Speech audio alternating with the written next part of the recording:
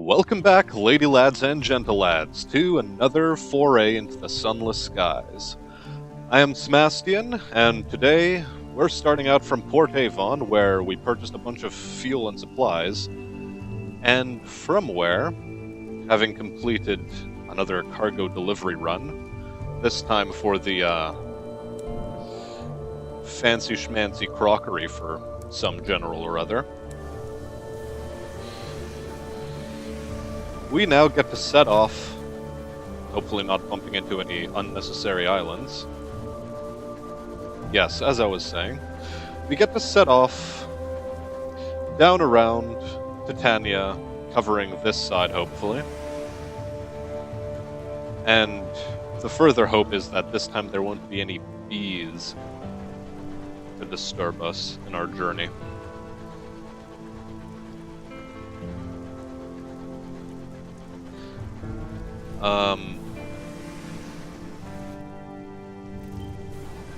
Well, we've found something strange along the way, and it is blocking our path. A homestead. I think we've seen one of these before, but let us read again. Settlers who lived so far beyond the edge of civilization relish the hardships of solitude. They will fiercely defend their small territories, but occasionally welcome company and trade. You set down in a large but roughly built homestead. The owners rush out to greet you, delighted with your timing. They're just about to prepare dinner.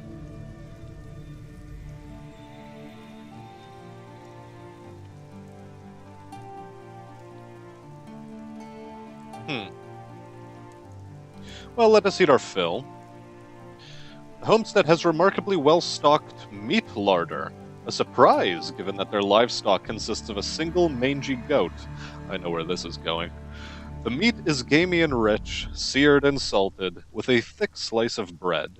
It makes a delicious meal. Yes. I think we've just become unaccountably peckish, in that I believe we have just eaten another human being. Our terror has reduced, and now every moving thing that liveth shall be meat unto us. This I am fine with. Ah, yes, and we have Canton carries to deal with.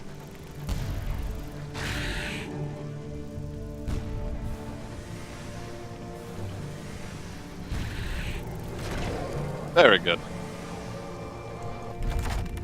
Ably dealt with.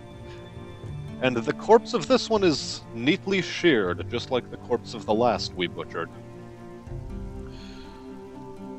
Ooh, we'll risk losing a crew member. We lose a crew member, but we do have an uncanny specimen. Still, the Canton carry resists death. As your crewman tugs at a slick, knobbled gland, the beast spasms. Gritty ichors spray across his skysuit, chewing at the leather. When you drag him back aboard, it is clear he will not last long. He still clutches the extracted gland. Its color is halfway between liver and granite. Well, it was nice knowing you, unnamed crewman. You did well. And I think we'll leave this isopod alone, if it is content to leave us alone. Oh well, these things happen. It is unfortunate. And speaking of things that happen, hours. I believe we do need those. Yes. Quite a number of them, in fact.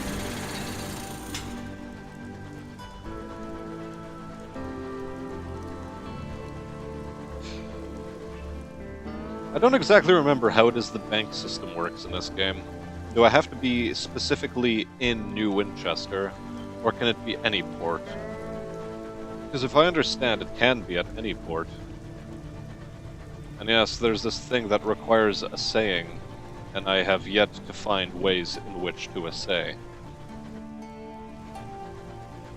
I guess it will drift about here, until such a time as we can.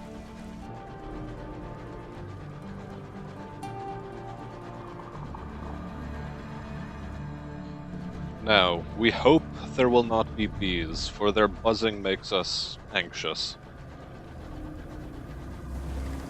I am made anxious.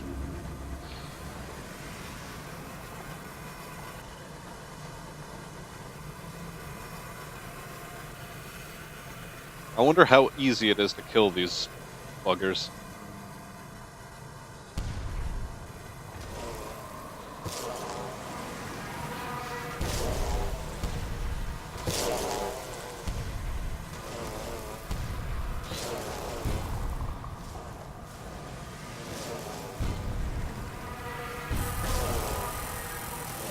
Oh no. Man, they take a lot of punishment.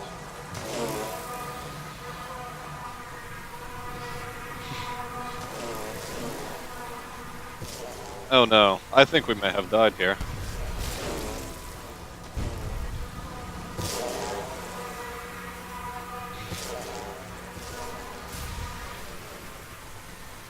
Oh, if only there was a way to get these guys the slip.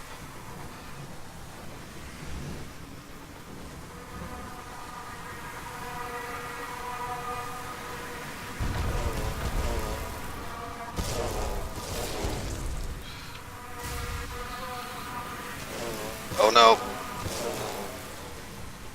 Okay.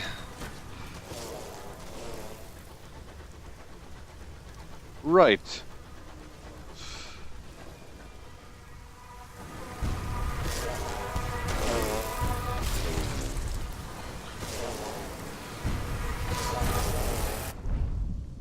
Yeah. Too many bees. Oh well. Time for a new sky captain.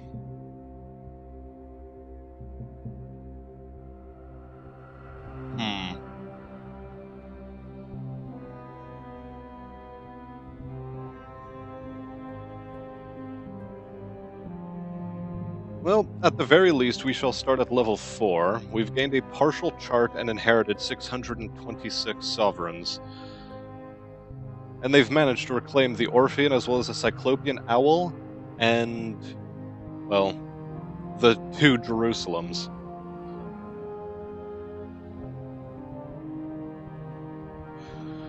Right, not all is lost. The most fixtures were reclaimed. The Crown and Misery pneumatic mining array was unfortunately lost. Your predecessor's academic affiliations resulted in a generous donation from an admirer of their intellectual rigor. Your predecessor worked for the Empire. To honor their establishment affiliations, you have been given a generous gift likewise. An honest gift or stolen goods, your predecessor's villainous affiliations have profited you well. The bank, after funeral expenses, passed on what was left of their estate. Though possibly inaccurate, a copy of your predecessor's chart was discovered. When all this is done, you will be a wiser person than the previous captain started out as. Well, perhaps the legacy feature will be interesting.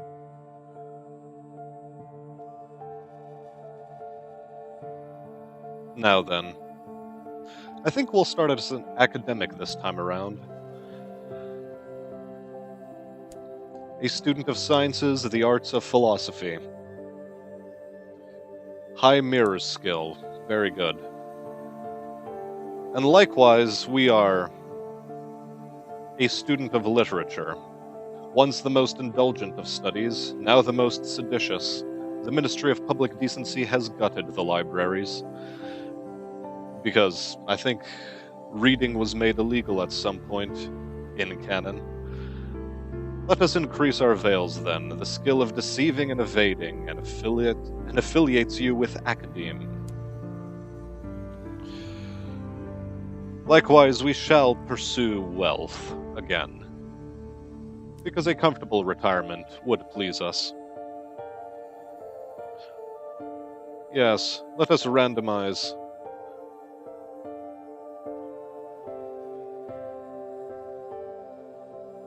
And I guess since we are of the academe, we shall be an archivist. Archivist MacBride. That is who we are now.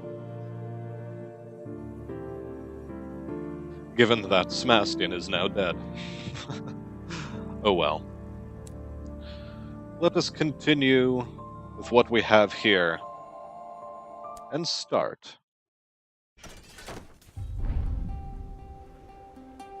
We did get an achievement for starting a new lineage.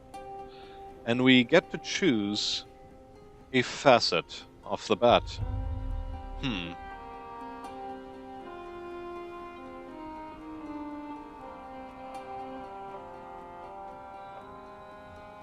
Why not? Let us try min-maxing a stat. Once again, we shall take our interlude in red and gold. We have lost our mind once. Perhaps we'll continue to lose it. But now... was our recovery genuine? No, I think we just learned to lie.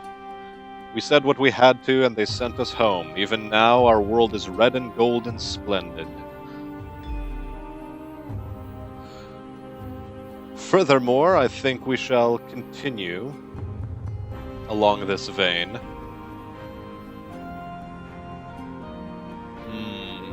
Indeed. We came here at the Queen's behest with a promise of days. But we spent our time gallivanting about the stars. Just as before, I think.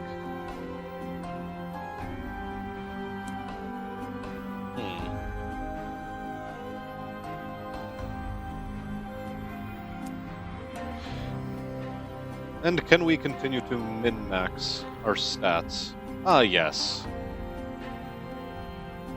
A facet of ours is that we had created a masterpiece.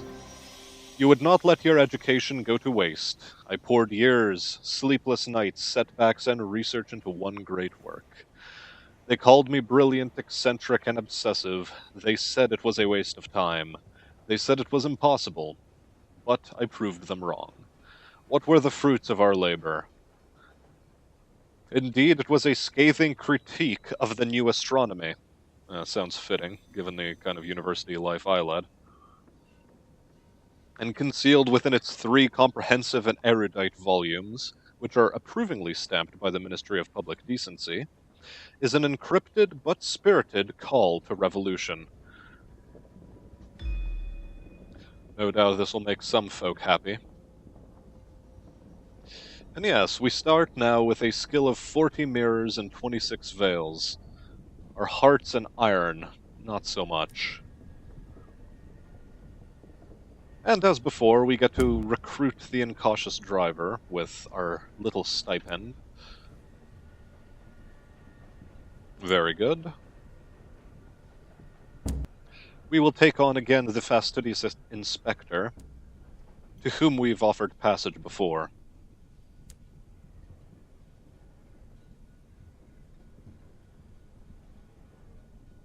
Yes, but Mr. Menagerie is no longer here. Our black box remains in our possession. Our crew is at maximum. How interesting. Now, is there anything to explore in the city?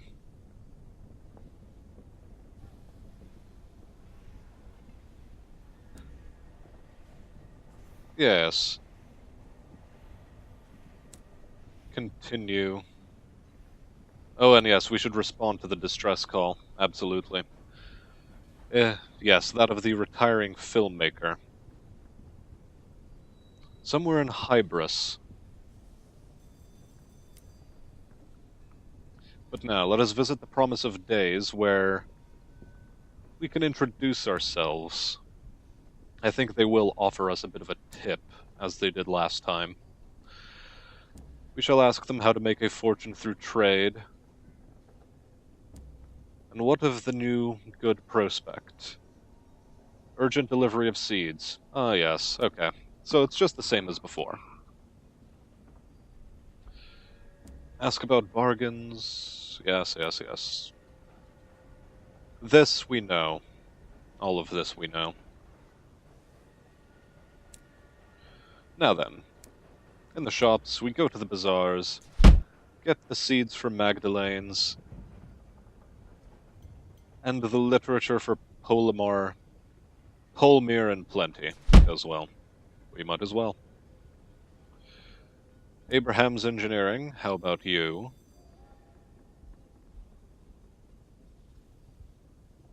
Yes, we would like to purchase one of these.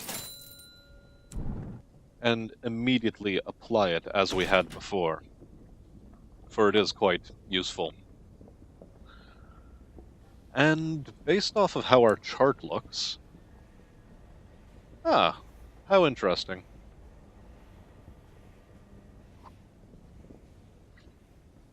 The chart is largely intact, which I suppose is good.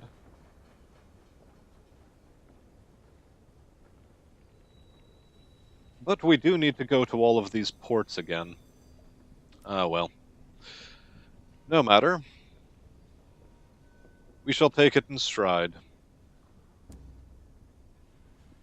And yes, the bank. For the time being, I think our fuel and supplies are in actually very good order, so... nothing much we need to do here. Except perhaps take a look at Victoria's Market.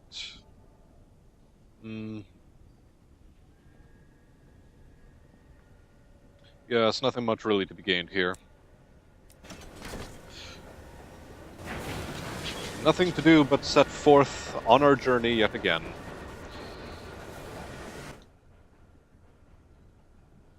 The first place of which shall be Port Avon. Because I believe that is where we were to pick up seeds from.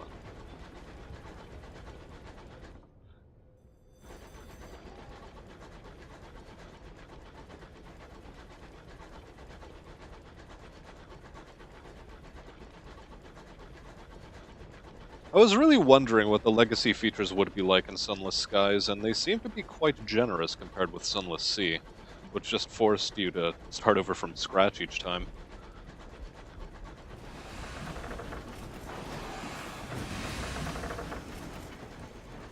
Well, no matter.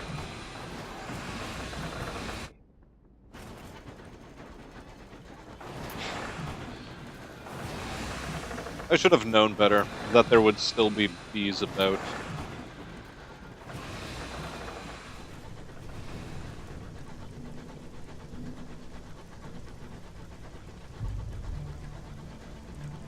It does beg the question how one is meant to deal with them.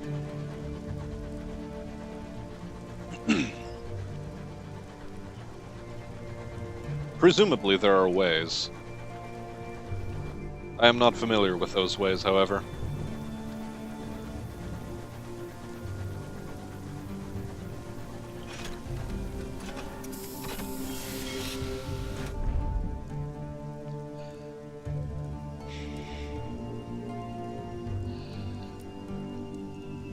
Yes, overall, we have a lot of things to do.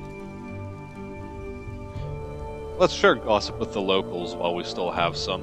Get our welcome up to 5, and then take a look around this area. Though, as before, we shall write a port report.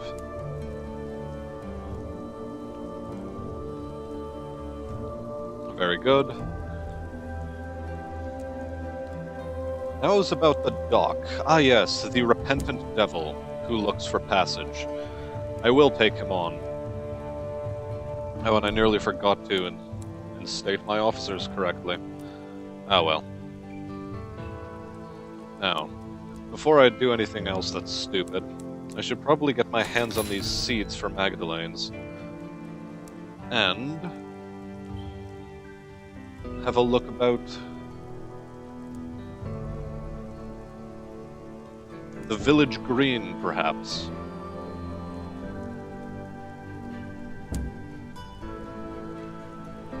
Oh yes, there's nothing really much to do there. The Nowhere Inn, however, has the Blemigan, if I remember correctly, on whose behalf I shall intercede, as before. There we go, we're getting right back up to strength. Very nice. Is there anything else to do in the tavern?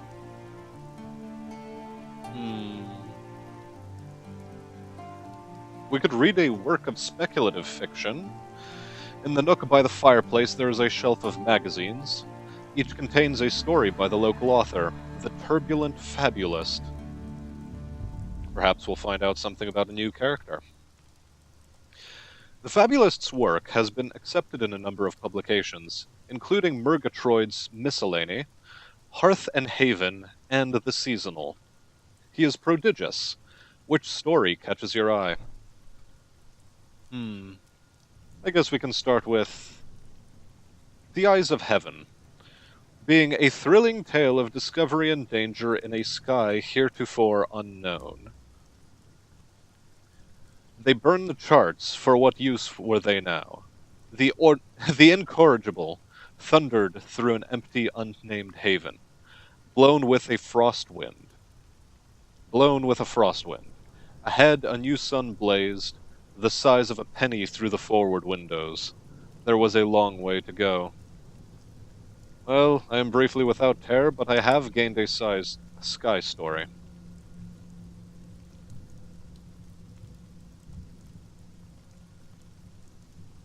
But there's also a short-sighted cryptozoologist with whom we can speak. She perches on a stool in the corner, staring at a map of the Reach. Must have taken a wrong connection at New Winchester. A tiny figure weighed down by 2 backpacks and a heavy duffel coat looks through thick glasses at her map and then up at you. Excuse me, I need passage. I don't suppose you could help me. I'm on the trail of unusual beasts. I can pay you for your time. I guess we can welcome her aboard. Where does she need to go? Hybris again, beams the short-sighted cryptozoologist. She leans in conspiratorially, knocking over every glass on the table. They say there's a colony of singing blemigans there. You know, the little mushrooms with teeth. I'm a huge fan of their poetry. I'd love to hear what they sing about.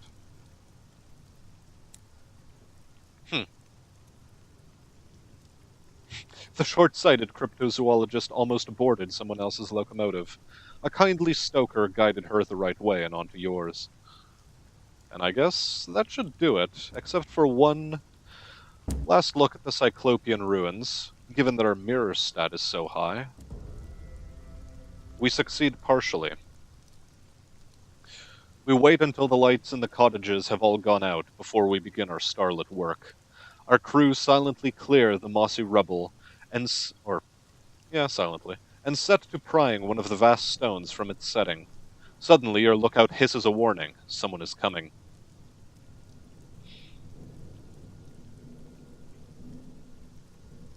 Let us abandon our work. Swiftly you gather your tools and hurry back to your engine. No richer except for a tale of a narrow escape.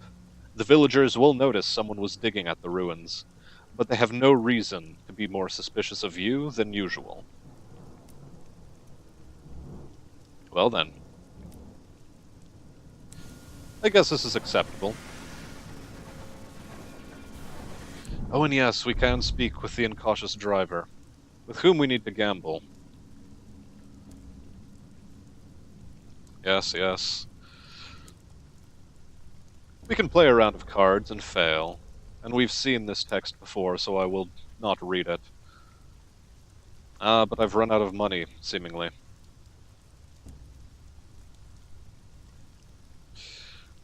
We can let the game continue. Nothing wrong with it.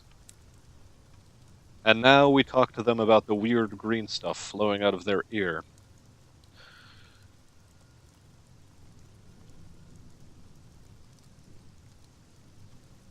We can order a visit to the doctor. And we also have an incident with the repentant devil. All of this is happening quite quickly. Yes. We ask him about the state of our souls and get the regular guff. Ask him about the recently departed and, well, we get 1,000 experience and, well, learn a bit more about him, I guess.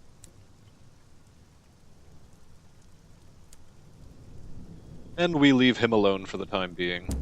Have a coggy conversation, begin with the pleasantries. Yes. We have spoken to you before, after all. We can discuss the Reach, and ask about the Hours trade.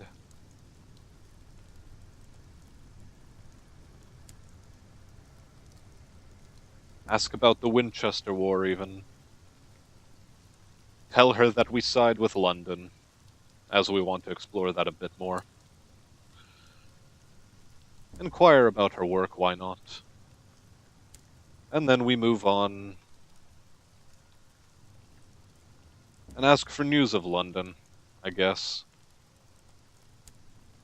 Well, no. I guess we'll properly leave her to her things.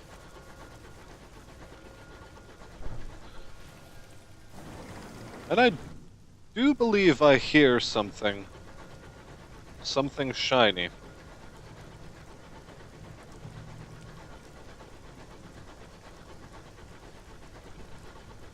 Maybe it was just me. Oh well.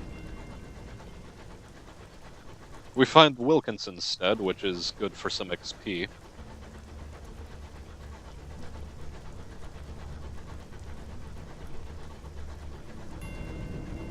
And discover Traitor's Wood. Well, so much for heading over to wherever we were supposed to be heading.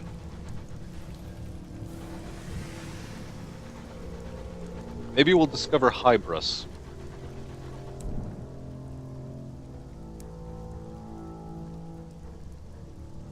Yes, yes, yes.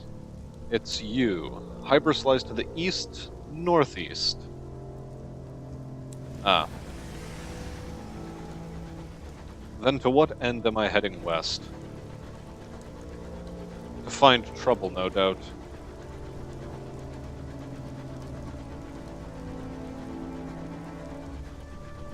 Perhaps I should forego discoveries of trouble in favor of more useful things like discoveries of other things. Why is there an exclamation mark? Ah.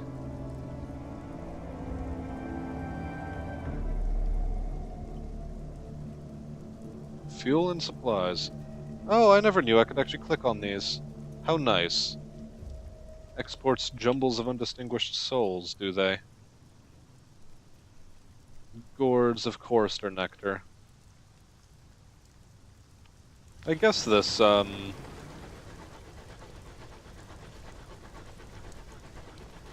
of this, may change at some point in the near future, but, well, for the time being, it is as it is. And we make our way through some murkiness, exploring about.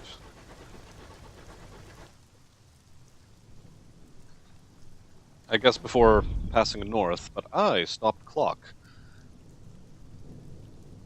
And yes, this is where we permit her to, take a look at the clock and compliment her skills. And now we bid her a good evening. You see, this is what I was trying to preempt. This little text bubble that went more or less nowhere. Well, so long as we don't die to bees, unlike last time, I think we'll be alright.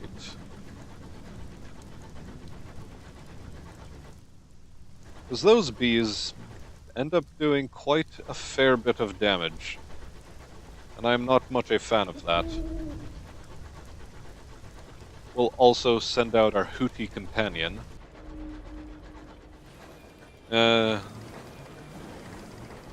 Except that, well, he comes back bearing no information of any value.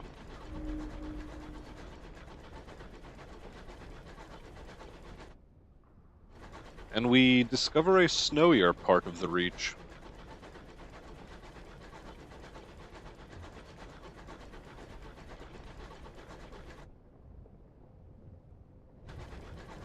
I wonder if our little detour so far is going to be worthwhile in any way. As it stands, it seems not.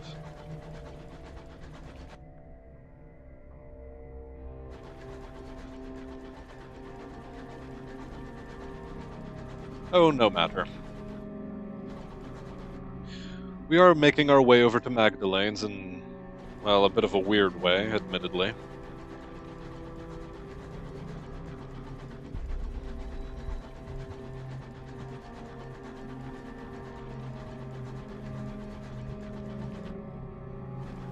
And on a related note, it would be nice to have a faster engine, but... well, we shall make do with what we have for the time being. And wonder if this little detour of ours may spell our death or not. I really hope there's a passage there to Magdalene's that I can take. Perhaps it will be worthwhile to check the map out. And we are nearly accosted by a Tacti scout who has a rather poor record of driving. And our scout finds only some... well...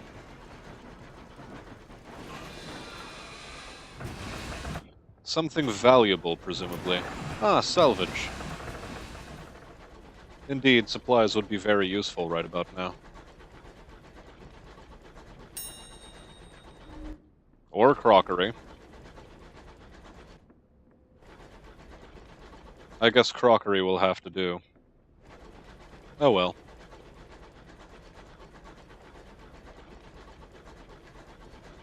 Should we lose another captain now, I will just skip ahead. To, well... when I actually have decent things to talk about.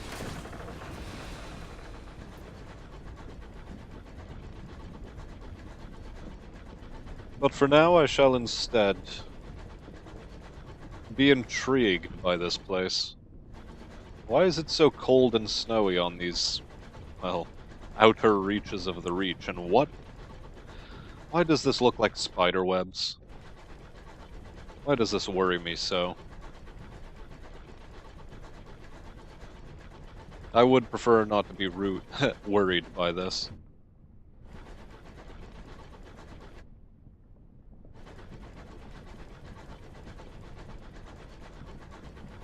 Instead, I would quite prefer to, well, make it to Magdalene's. Deliver the seeds that were promised. And discover, I guess, a further source of the peacock wind, and more salvage.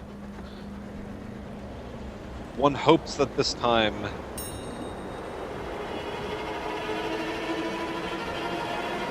it continues to be crockery.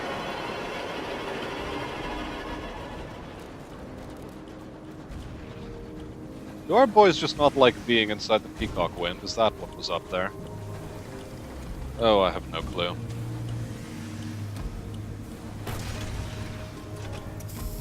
I bumped myself a little bit. How unfortunate. But well, we do make it here. And go to the House of Small Comforts. Speak with the Watcher by the station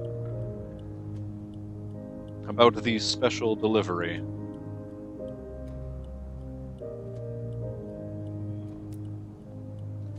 Yes, we do need to go to London for that.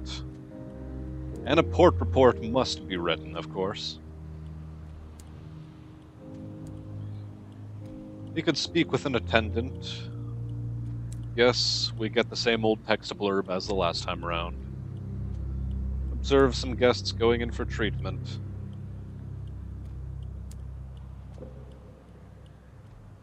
And actually, that was a text blurb I've never gotten before. An elderly grandame is haranguing an attendant. Yes, but where is my husband? That gentleman was most assuredly not he. Hushed murmuring follows, interrupted by a loud cry. No, I did not misunderstand the rules. He's joined your staff. Quiet weeping can be heard echoing through the glass corridors. How strange.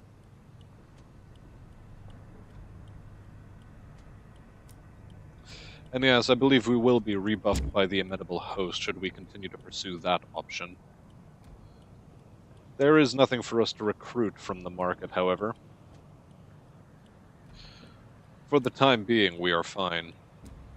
That said, we do have seeds to sell. And so, seeds we shall sell.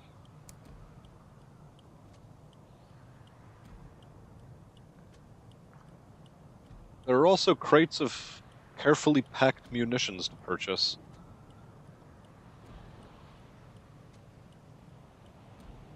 And well, given that we're on our way back to New Winchester, I think I shall purchase them at a bit of a discount.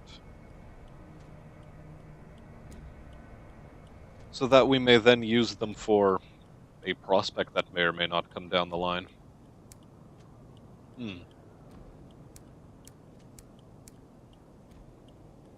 Very good. And while we are here, I am quite interested in purchasing more food and fuel, because I've yet to find a good place to purchase it on the cheap. And with that, we are once again nearly destitute. And we shall leave these boys alone to their combat. There isn't very much for us to do here, after all. And I would like to get back into the swing of things. With a more capable tug, after all. Not that this locomotive is particularly bad or anything, but it is likewise not particularly good.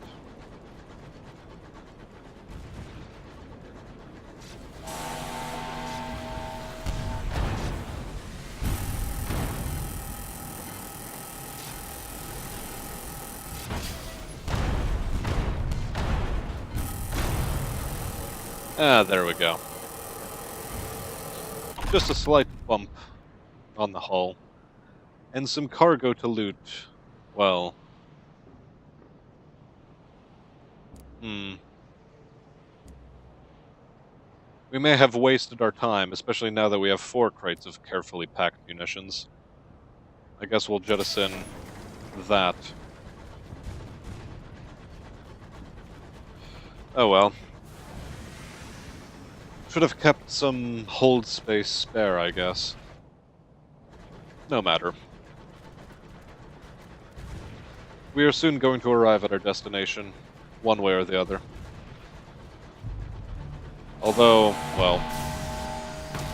I pressed the wrong button after all.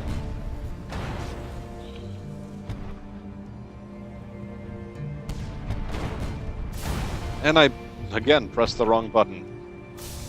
There we are.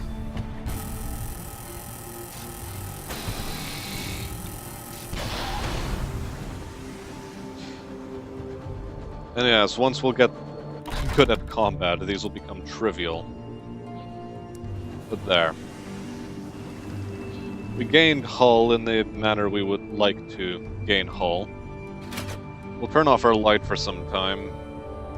Sure, we accrue more terror more rapidly. But I would like our crew to eat some of this provisions we have.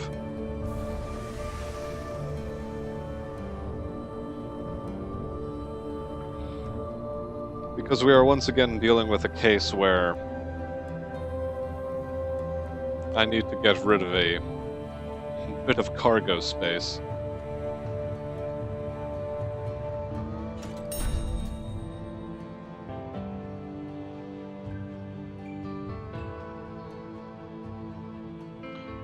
We see some movement in the windows of the crew quarters, which are occluded with frost.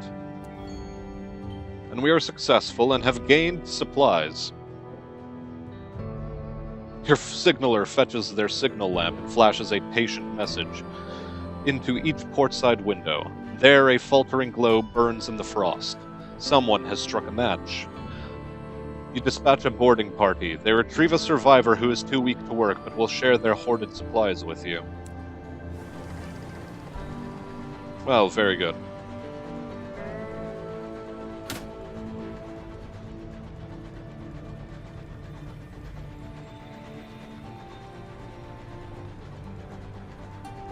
I guess we can set about quite amicably now.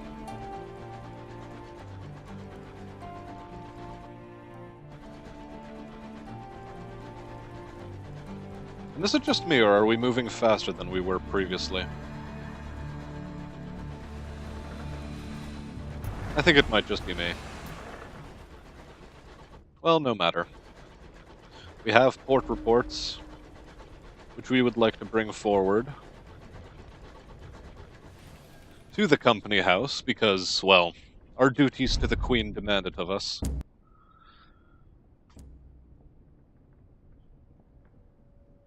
And, as reward, we get 200 sovereigns. Visit the Windward Company. We could get some more salon-stewed gossip. Or we can trade things in for favors, which we only have the 2 of. Let us see. The company keeps entire cabinets of them to smooth a variety of dealings with Albion. For you, of course. The fraught general manager doesn't even bother to ask you any questions. Just the one, is it? We've lost 2 of the Windward Company's gratitude, and now have 1 ministry-stamped permit. Very interesting. I hope that will come in handy. Ah, yes. Yes, she would like to receive port reports. Or he. It is not entirely clear. And the game goes out of its way to tell us that.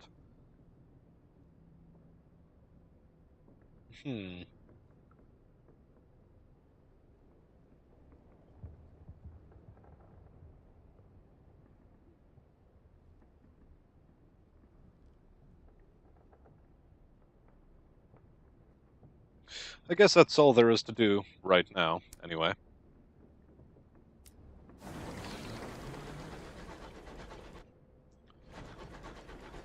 Nothing for it but to take a swift ride down to New Winchester.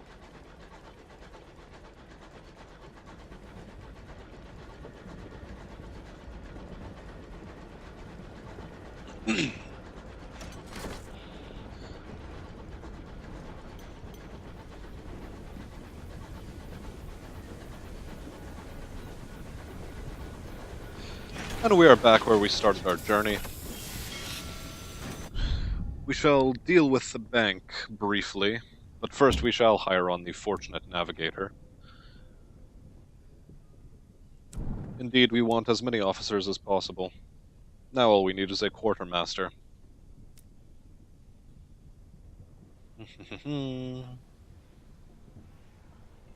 Yes, the bank.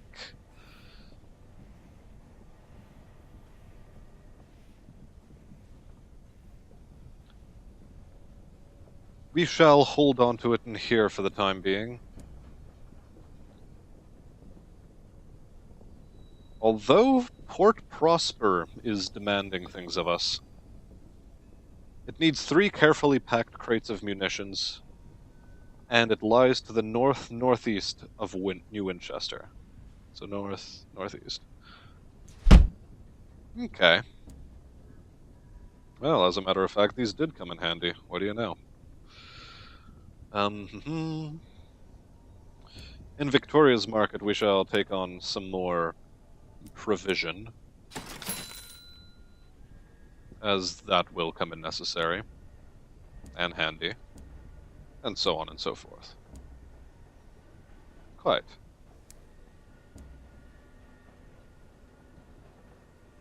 I do believe we are all out of story elements, except that we must escort the driver to the family doctor.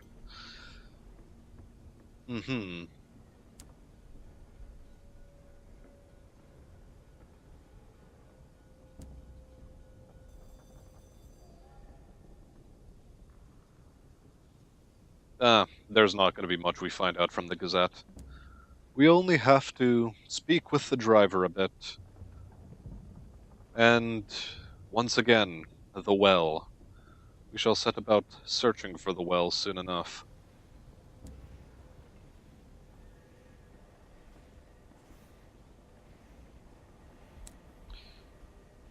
Yes. Oh, we have not much to do then, it seems, with this fellow. We only need to go to northeast. Well, in that case, let us make haste.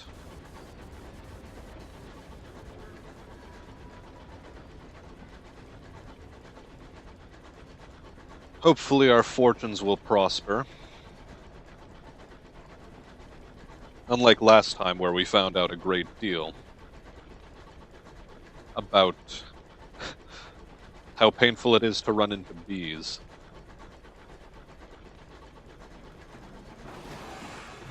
A bit of a graphical glitch. Oh, no matter.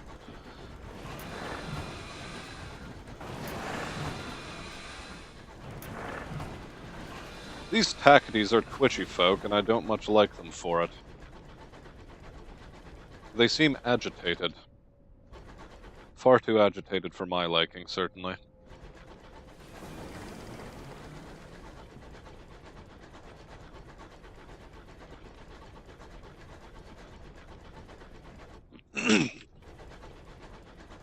Oh, what is this? Something to salvage. Oh.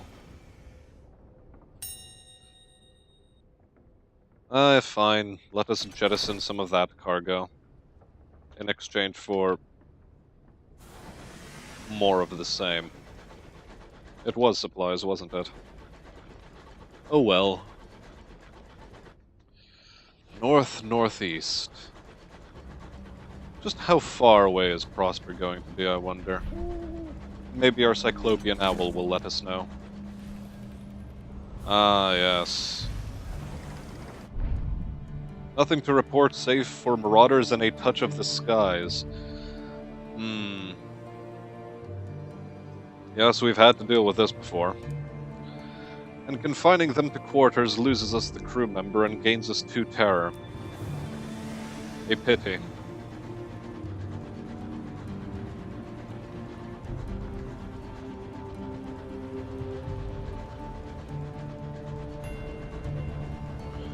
Oh, we discover Havenwood, a rather interesting little lighthouse. And, well...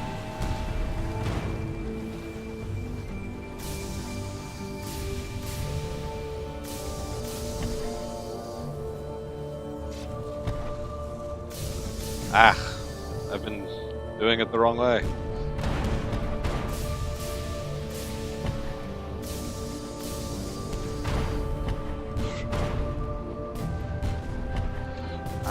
Come on. Again, taking too much damage on these fights. I need to get better at orienting myself with the lateral strafing. But no matter.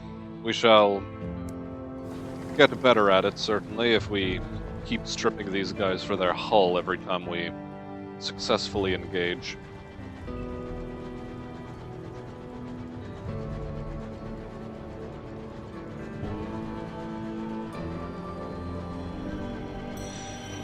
Huh. We found a wonder. Immediately lower terror when you draw near them, as long as you haven't visited too recently. Sometimes it's worth taking a detour to include them in your routes. Interesting. But I totally missed the text blurb that came up. What did we find?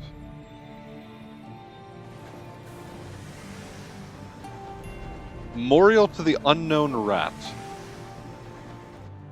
A Ratus Faber, no doubt. I wonder what kind of great deed such an unknown rat may have bestowed upon its crew. Or perhaps it is just a general word of thanks towards the, well, mechanist rats that tend to locomotives and sailing ships. Now, do we draw anywhere closer to Port Prosper? Ah, successful expedition.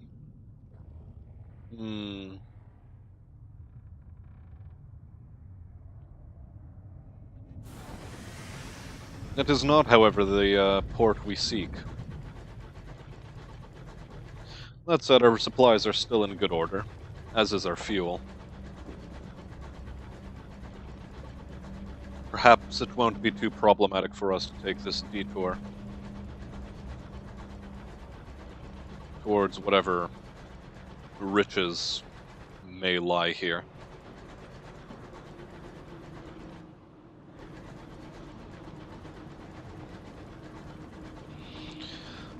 One does, however, have reason to wonder. And so long as there's Tacites about, I don't have to worry about marauders, whom I have a great deal of trouble dodging. I know it is just salvage. Fuel this time. How fortuitous, I guess. Perhaps our owl will tell us of good things? Uh-huh. Well, let us start off over here. What was found in the dark? Ah, the Chrysopia. In Lipskin's field. Is that what it was? I don't remember. Should we enter through the shattered windows?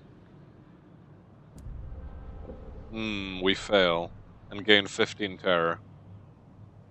Your driver pulls your locomotive alongside the wreck, close enough for you to leap the gap.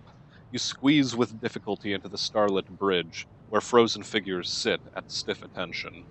The dead bridge crew, mustaches bristle with ice crystals.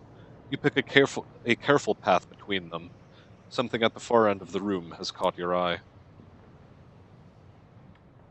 A distressingly odored barrel to which no one is keen to get close. But it does have an uncanny specimen on board. You pry the lid off. Dear God! Your navigator pokes the thing inside with a big stick until assured that it's dead. Ugh. Oh, cool.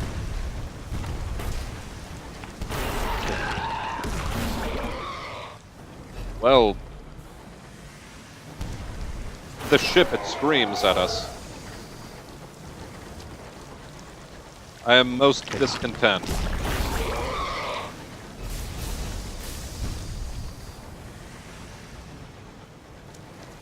Yes. Why, I should have known.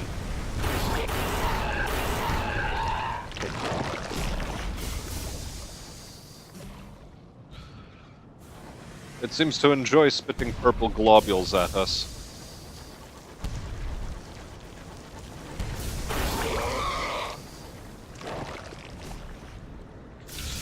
Ooh, that was close. We nearly got hit. I think we did get hit, actually.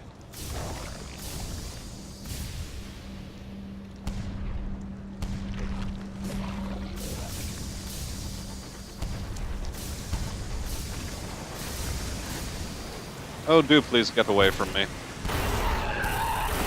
It is most unkind of you to be this close to me.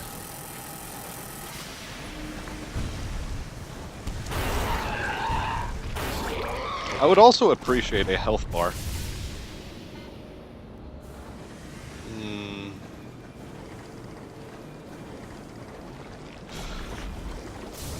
Oh, it is now that you decide to re-engage, is it?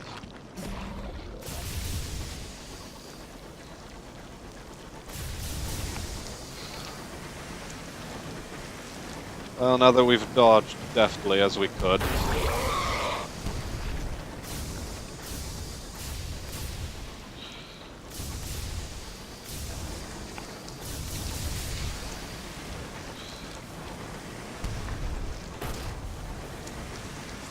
Please. Thank you. Ugh. Terror. Terror and screaming. Whew, the guests evicted. Their stolen home bursts open under your gunfire. Thousands of wriggling guests spill into the night, glistening like the ooze from a blister after it was lanced. Your blasts have ripped open one of the crew quarters. The revealed insides has pustules of nascent guests hanging from the walls. Hmm.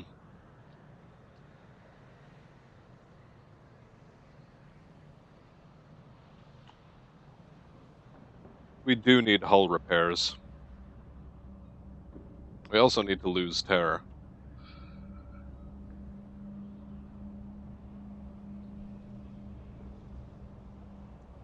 I am keen to repair my hull.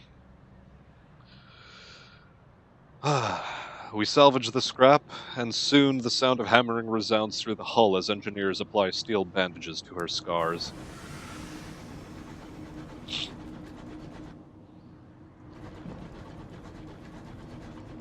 Yes.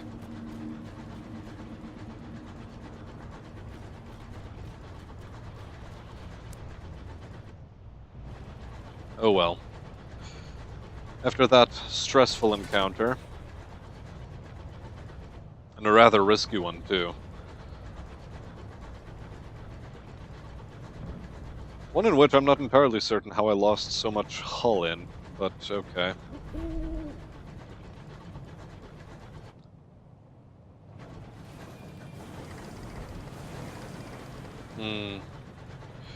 We continue to search for a port that eludes us.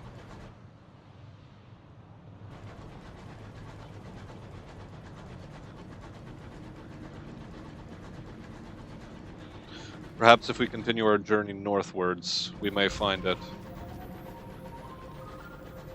And in fact, we do hear music, and there is evidence of structures.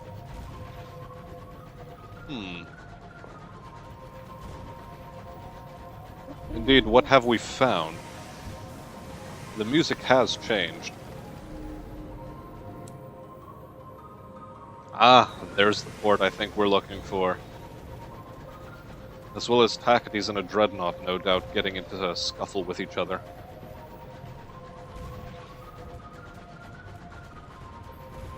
Just as predicted. A rumble of far-off refineries and distant searchlights raking the sky. Indeed, what is this fanciful place? It is Port Prosper. And we've made it to level 5. A lot of facets to choose from all of a sudden. Perhaps it is iron that we now need. I suppose we are scarred after the recent encounter.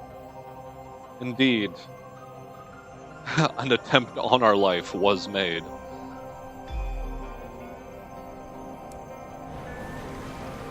The Mornington Abrathat Span. Interesting name for a bridge. Agbanon Spring. Well, no matter, we have arrived at Queen's Cross Station. Crammed at the feet of a hulking crag, Port Prosper is a little London, divided into an affluent West End and an impecunious East. Queen's Cross is a busy station, crowded with engines that have arrived through the nearby transit relay from Albion. And it is here that we can talk to the incognito princess again. I wonder, was she going to want, yes, quite a hefty sum of money? Well, so long as we sell our wares, we shall have exactly what we need. We've gained 10 times fortune with the stovepipes. How curious. And we've lost reputation with the Tacites. Disappointing.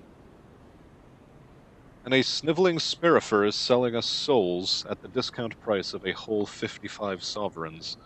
I think I will pass. But at Nelson's Emporium, we can purchase ours. And ours are a thing that is valuable. Not quite as valuable as, food and fuel, however, of which we shall restock. But now that that's been handled, let us return to Queen's Cross and deliver the fastidious inspector. She disembarks with her bag in hand and peers up at a clock tower that is being raised above the station. Accept your payment. The inspector will depart. Be sure you've held any conversation with her that you wish to. Ensure to have 6 spaces in hold before accepting. Really? Perhaps not.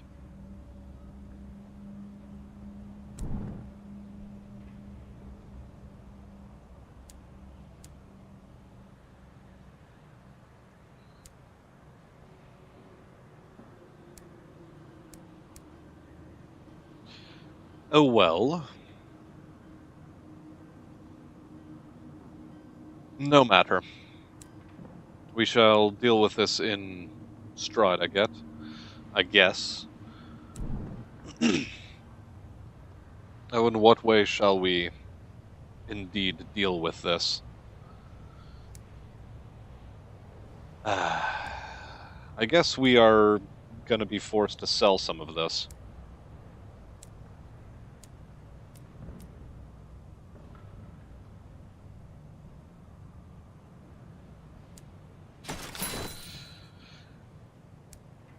Oh, had I but known. I guess we'll deliver her now and accept payment. Thank you, Captain, she says. Here's the balance of our agreement. And, as promised, a requisition order for fuel and supplies. She casts another glance at the incomplete clock tower. Given the apparent state of construction, I'd recommend you visit the worksite. There may be an opportunity there. And thank you for the pleasant conversation, Captain. The sky can be a lonely place. You've enlivened it. I have included a small additional sum in your remuneration as a token of my gratitude. 150 sovereigns, and, well, 3 supplies and 3 fuel. And we've gained 60 experience. But now that we are at what is called the Albert Clock, or what they plan to call the Albert Clock, in memory of the departed Prince Consort, we can now ask about various things. But let us first finish reading this. For there is a way to go yet in its construction, the roof isn't finished, and the clock neither ticks nor bongs. You can see the fastidious inspector up among the workings with a spanner and a can of oil, showing the workmen how it's done. Let us ask the foreman what they need. Apparently chorister honey and bronzewood. Perhaps we can secure it. Bronzewood, the foreman wheezes bluntly. 1 consignment. They sell it at Trader's Wood and Polmere and Plenty's, I hear. Ah, so Trader's Wood does have a port in it. And a gourd of chorister nectar, too. This bunch of work-shy ingrates need constant shouting at, and my voice has given up the ghost. Some nectar should have me bellowing again like a champion. Carillon's your best bet there. Or Titania, the flower town. We'll pay like.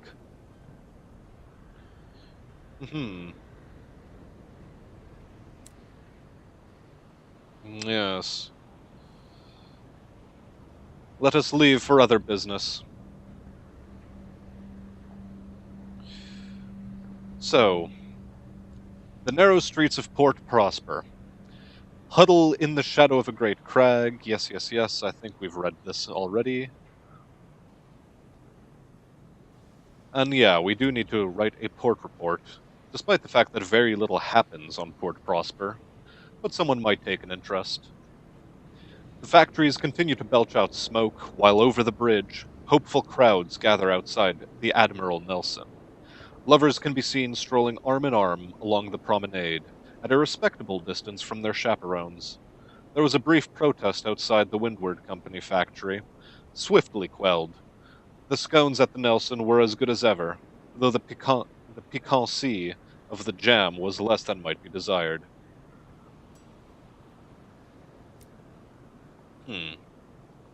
A parade is apparently being dedicated to the Feast of the Red Saint. Interesting, let us inquire further. The Red Saint, Karl Marx. Gaudy banners fly over the painted roofs of Port Prosper. The smog of the East End is hidden away by giant posters displaying dragons in varying degrees of vivisection. The cramped streets are clogged with people. Wealthy West Enders promenade about the amusements, while impoverished East Enders work the stalls and huddle by the chestnut fires for warmth. A painted dragon pursued by knights is chased through the crowds to a chorus of "Ho, the riding!"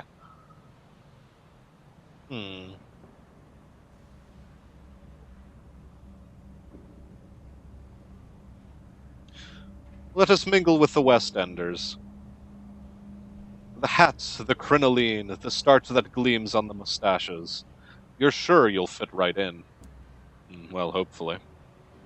A lady in a jacket bodice with boned sleeves looks you up and down. What do you think, Mildred? A murmur of assent runs through the crowd of starched and corseted ladies. A gentleman adjusts his mustache. Yes, you'll do. You spend the rest of the day with some of the self-described notables of Port Prosper. You eat roast chestnuts, sip glasses of Greyfields, all the way from old London, and even participate in a riding, charging through the narrow streets pursued by several braying fellows in a dragon. You are tolerated by the prosperous West Enders. The parsimonious chairman is out on his morning constitutional. East Enders steer clear of his route. West Enders track him down to make entreaties. The devils of Carillon claim to be experts in the assessment and improvement of the soul. They would describe yours as sickly, cloying, and unappetizingly crawling.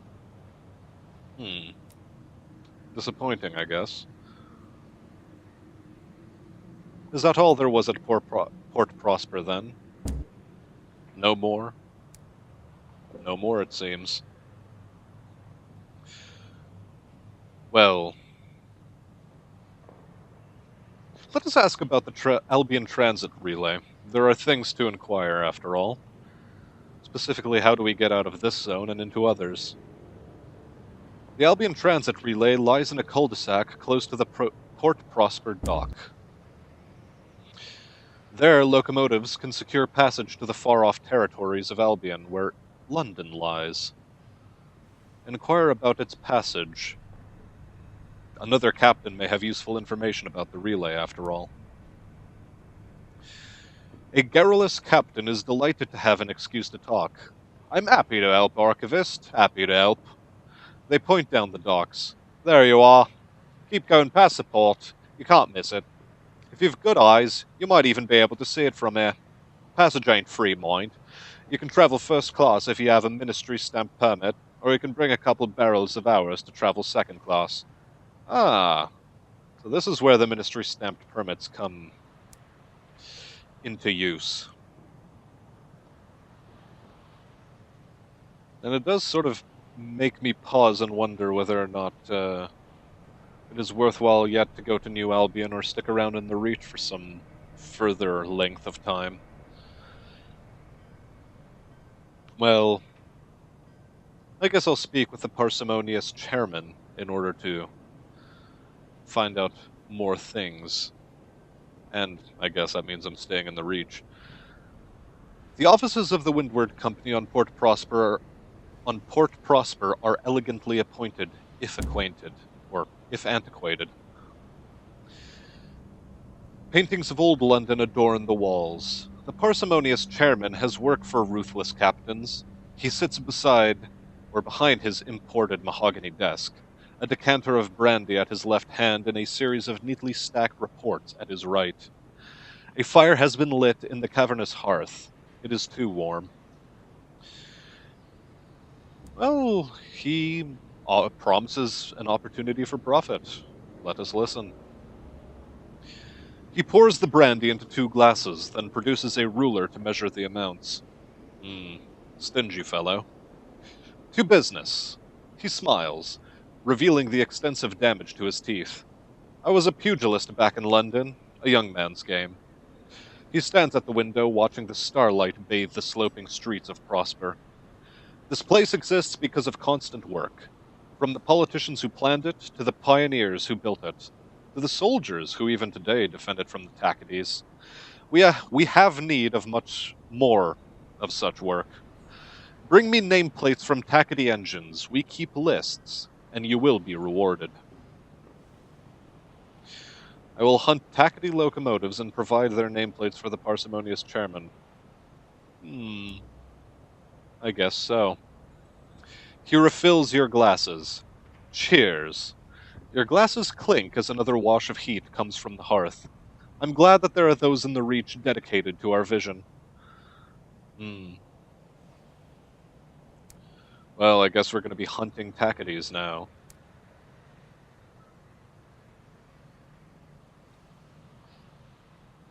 But there are also settlers to transport. Explorers, adventurers, and pioneers gather here freshly arrived from Albion, all awaiting transport further into the Reach. Let us transport a would-be pioneer, eager to make his fortune among the stars. One way to Lustrum, thanking you kindly. By Jove, it's finally my time to see the real frontier. She rushes onto your vessel as soon as you've finished shaking hands. Excellent, I'll stay out of your way then. You'll hardly even notice me. Any luck and you'll forget I'm even here. Lustrum. Lustrum. Where is Lustrum? Do we take on the Incognito Princess? I suppose we should. She is here after all.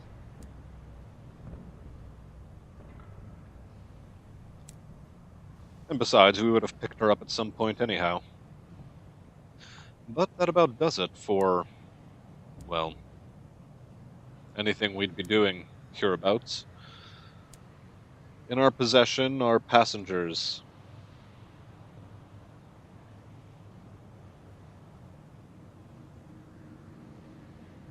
Yes, yes. But where is Lustrum?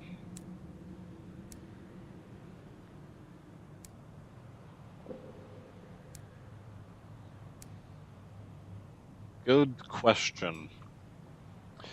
Ah, well, no matter. I guess I shall take off. Explore a bit down this way while I can. Discover the Albion Transit Relay, which is festooned with strange runes. No doubt some sort of eldritch transportation device. Perhaps a gift from the stone pigs. Who knows? All in all, a terribly frightening apparatus.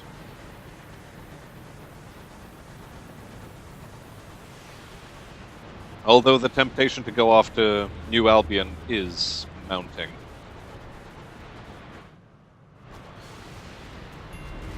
That said, while there's a dreadnought out in port, or out somewhere hereabouts, I guess I will take some time to look for it. We have fuel to spare for the time being. Although not so much hull integrity. And yes, I doubt I'll find what I'm looking for that way.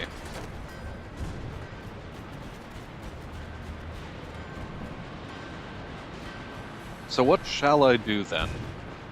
I guess I'll hunt some Tacades.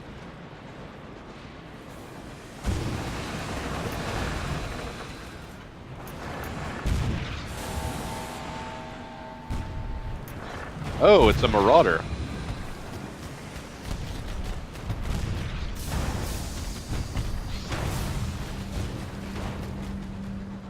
Well, having marauded quite adeptly, I guess, we can deal with this fellow and strip him for his very useful hull points, which we can now start spending on this Tacady fellow.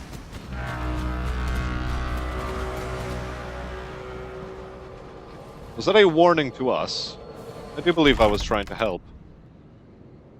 Well, the Tacady Scout is defeated. They favor scrappy, versatile engines that, when not skirmishing with company vessels, can serve double duties as traders. Yes, yes, yes. I think we've read this before. Let us seize its cargo. We now have one mangled Tacady nameplate and a barrel of unseasoned hours. Very good stuff.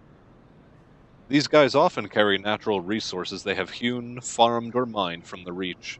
Lengths of bronze wood, vessels of sticky chorister nectar, sacks of boisterous seeds, barrels of hours, freshly dug from some nameless skyrock. What did this one have? Well, indeed, we have found it.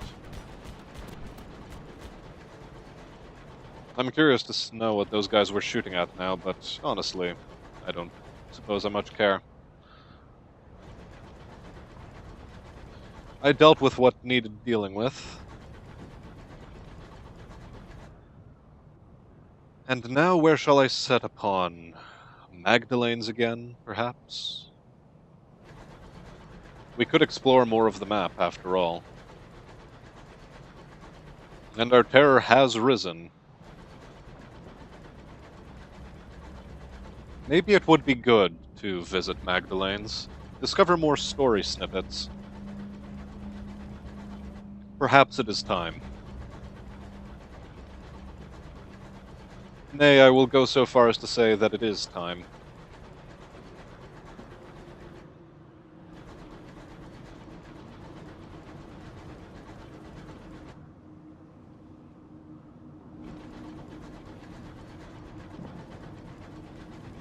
And we'll soon be having to drag this episode to a close, I fear. As it has been rather lengthy, but, well, we managed to breeze through some things a bit faster. And yes, there are Tacades to fight here. I guess we can help a dreadnought out. A dreadnought in need is a dreadnought indeed. Furthermore, we've discovered the Fallows. Interesting name for a place. Aha! My navigator sidles up to me. "Here, you've been keeping up with the dailies, Captain." He unfurls a yellowing paper. "Your passenger from Port Prosper has her face splashed across the front's page. Beneath an impressive and improbable list of charges, the Ministry of Public Decency is offering a hefty reward. Criminals, no need for rash action, yet. My passenger is a wanted fugitive. She does not know that you know. A quick change of course back to Port Prosper is entirely possible. A swift extradition for her, a well-deserved reward for you. Or I could continue on to my destination, who knows. She may have reformed. You may be sympathetic. If she's on the run, she may be willing to pay handsomely for her transportation." Yes, but I do think I am more a man after reward than not. Hey, what are you doing? I'm a friend. Well, I guess I have to scrap it now.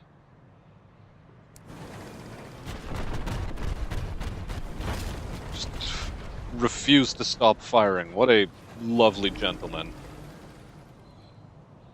The Blazing Berg. Well, we might run into something that is going to start attacking us again, but I hope not. Let us enter through the yawning tear in the hull. The damage is so extensive that the whole chassis is on the verge of collapse, and our success is partial. We lead the party into the groaning hull, but we'll need to be quick. It sounds like it could tear itself apart at any moment. Insulated in our sky suits, lamps held high, we lead them onwards. The captain's quarters might have something interesting. Yes, but we turn the cabin upside down, taking personal effects and keepsakes. Perhaps there's something useful among them. No sooner are you back aboard than the wreck breaks apart, spilling its remaining contents into the sky. It's only then that a head count reveals you're one short. And having gained more terror, and an otherworldly artifact, we set forth again. Now to Magdalene's proper.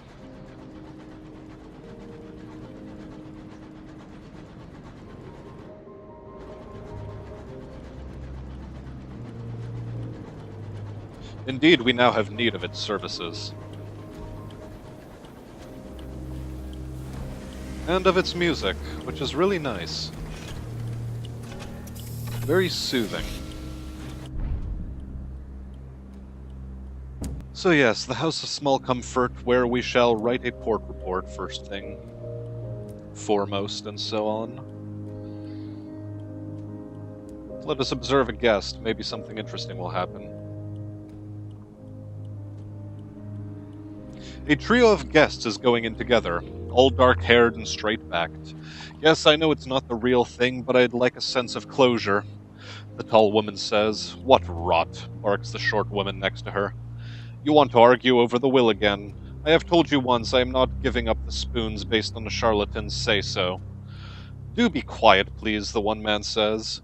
I, for one, am more than happy to hear again why I was lumbered with the third best wardrobe. A stream of hookah smoke blows by, trailing through the filtered glass chambers.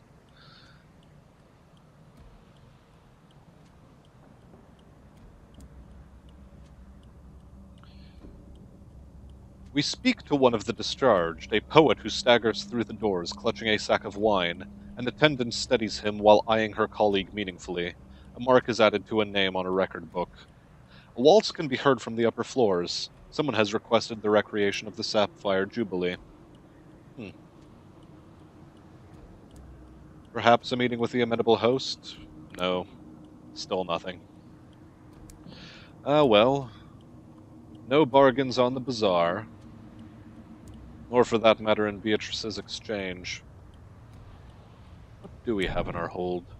Ah yes, the hours. Well.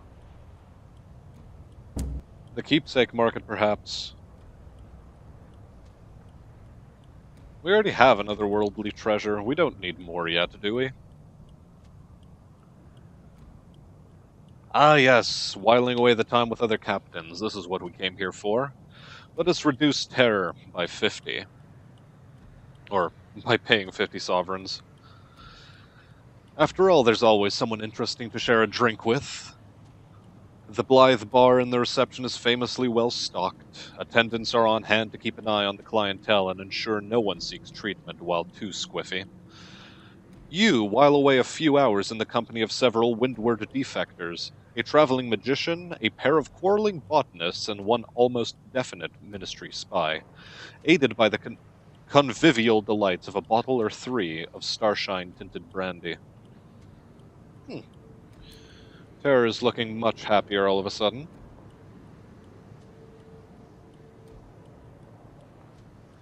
But do we enter the solace chambers?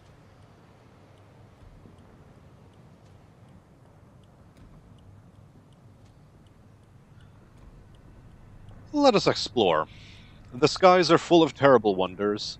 All skyfarers see more than they should when they sail the sunless sky.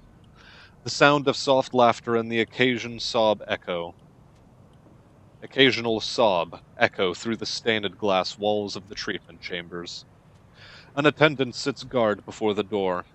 I'll just need to ask for the particulars. We will always alleviate your fears, but the method is at your discretion. All treatments lower terror equally. We can request a treatment for guilt by paying some salon-stewed gossip. A treatment for a personal failing with an uncanny specimen. A treatment for loneliness with a savage secret. And a request for a treatment of ennui. But we need to pay with a vision of the heavens. We'll hang on to the salon-stewed gossip and pay with one of the uncanny specimens. For ours is a faceted soul with several showy flaws, coursing through it. Oh, what's yours? Mine is... Oh, but I mustn't say. Sorry, I'm new. This way. You are being treated for a flaw in your heart. The attendant holds up a candle before 4 doors of mirrored glass. 4 of our staff are available today. Each has their own specialty. Their names are not yours to know, only their craft. He smiles suddenly, his teeth gleaming like links on a chain. You know yourself best. You can tend your wounded heart. Or who can tend your wounded heart? Whoever you need, you can find behind one of these doors. Someone from our past? A very boring individual indeed. Someone who once meant a very great deal. Or a former crewman who was lost in our service. Perhaps a former crewman. Your old companion in Vice is inside, shackled in a room which resembles one of the midnight cells. He sighs and explains this is where all that trouble got him. He begs you to listen to the old stories one last time. I couldn't have done it without you, Captain, he says, apparently entirely sincerely. The talk seems to have cheered him up immensely, and our terror is reduced. Very well. Perhaps now we can speak with the amenable host, the founder and master of ceremonies at Magdalene's. He has requested you by name. Well, finally. An attendant escorts you through the dazzling violet corridors. The host's red door is always open. The attendant leaves you just as the clock begins to chime.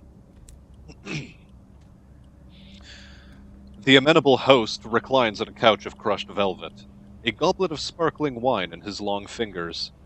Somewhere in the tower above him, the great clock ticks away. As a policy, the host's atrium is always open to guests.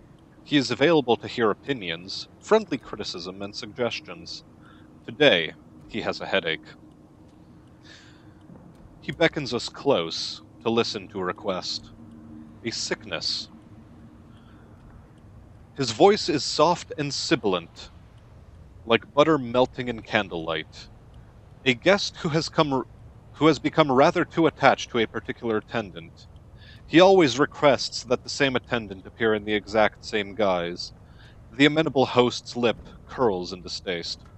He reiterates the aim of Magdalene's, a place of healing and respite.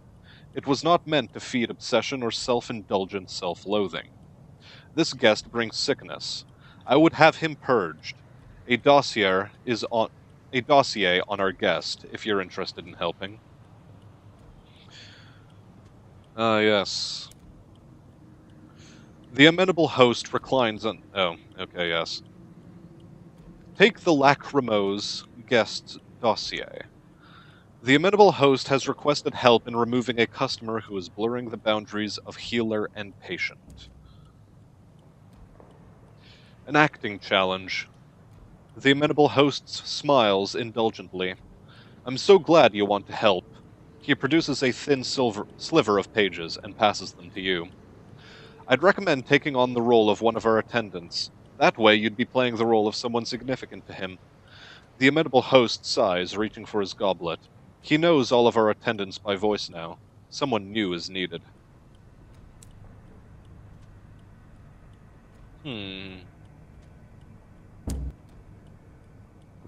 I guess we go to deal with a lachrymose guest.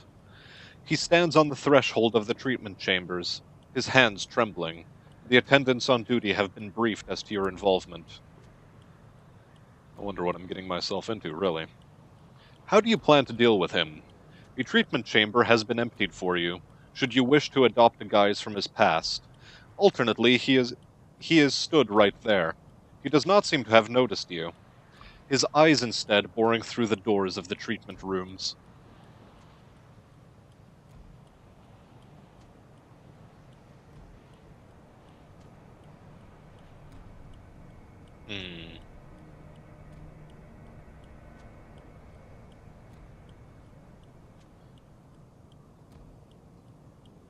I will attempt the direct approach. Disguises have caused the poor sod enough trouble. The lachrymose guest's eyes widen as he approached. Has there been a problem? You invite him to sit. Stiff brandies are ordered. You recount your own share of heartbreaks and tragedies, how you found yourself here, and you make clear that despite all that, you will be leaving. He nods slowly and after a quick shake of your hand, walks away toward the station. He does not look back. Hmm. Let us return and speak with the host.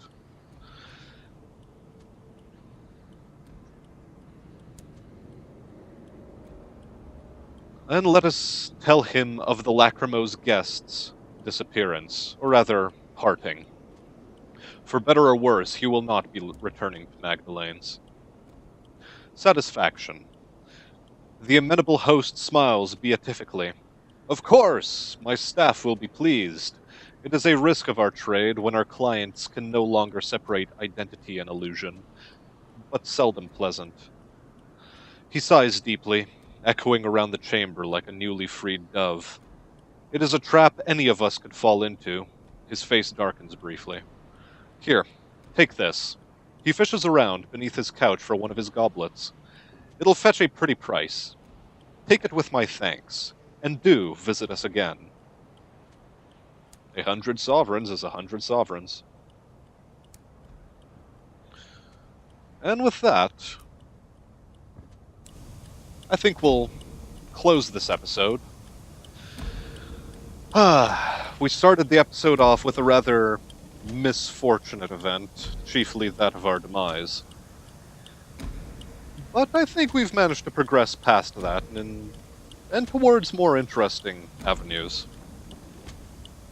Regardless, it has been a pleasure reading for you again. Feel free to leave a comment in the section below. Likewise, a like and a subscription would be very, very well seen. And without further ado, I have been Smastian, and I'll see you in the sunless skies.